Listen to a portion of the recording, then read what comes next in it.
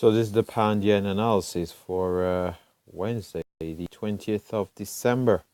Now, let's have a look what happened with prices and where they might potentially go. So, to the 478, we broke below it quite, seems like the momentum was quite pretty strong here. And we did break below this 49.78. But we did have the retracement back up, had a test of the 49.78 before we saw buy-side momentum continuation in the market. We've had a bit of consolidation, but we did see the further break with a consolidation up towards our 50.56, which is a weekly level here. We've had a break to the upside now. Interestingly enough, we have come up to the 51.25. We've also got a 200 period moving average as well, further adding to the confluence. So, as we can see, prices have stalled in around this 200 period moving average as well as 51.25. But what we are seeing are these smaller candles are more indicative of a retracement than a reversal. So potentially we could have a bit of a bull flag form, and then we'll likely see a break to the upside beyond this 51.25 and the 200 period moving average. If we did see the break to the upside again, we'll be targeting this major level in around this 52.85.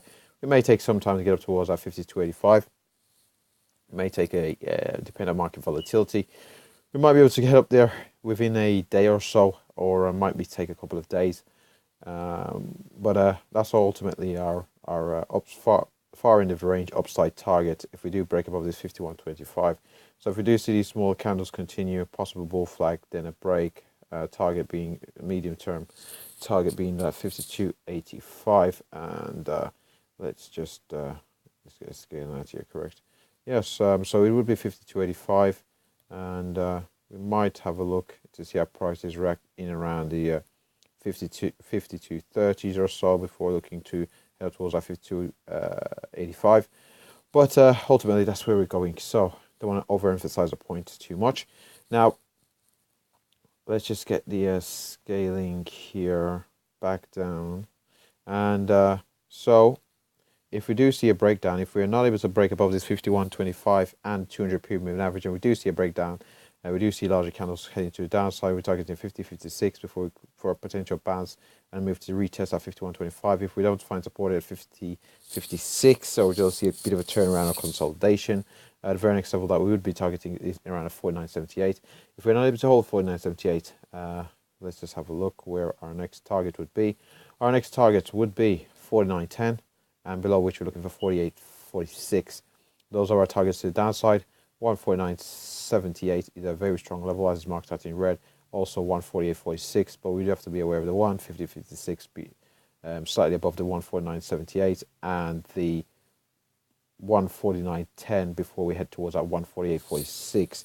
So those are our upside targets. Well, those are our downside targets. We've mentioned our upside targets.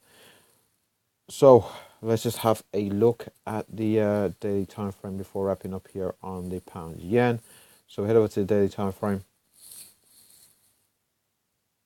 and as we can see here, so on this daily time frame, we can see we've had a test of this 52.85. We came down to find support at 47.35.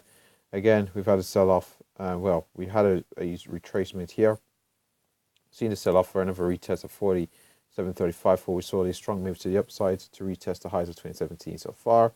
And what we did see was a bit of a pullback. We saw a more significant pullback this time, but we do appear to have found support in around 49.78. So we do look poised for another retest of 52.85. And with that said, let's just have a look. I tend not to like to go backwards, but I just remembered. Yeah.